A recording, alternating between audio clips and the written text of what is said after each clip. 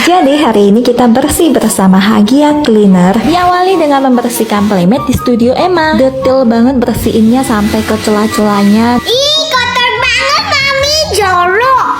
Selanjutnya membersihkan meja dan kursi menggunakan metode wet cleaning. Cuci basah seluruh sisi untuk menghilangkan noda, debu, jamur, kotoran, dan tungau. Pengeringan bisa dibantu dengan kipas angin, suhu AC maupun dijemur. Setelah disikat lumayan lama, akhirnya coretan Emma pun memudar. Luar biasa. Proses pengerjaannya cepat 1-2 jam saja. Untuk chemical yang digunakan food grade, jadi sudah bersertifikat dan aman. Ini aku vlogging satu rumah dan biayanya masih aman di kantong. Silahkan cek promonya ya guys. Dengan Hagia Cleaners pasti bahagia.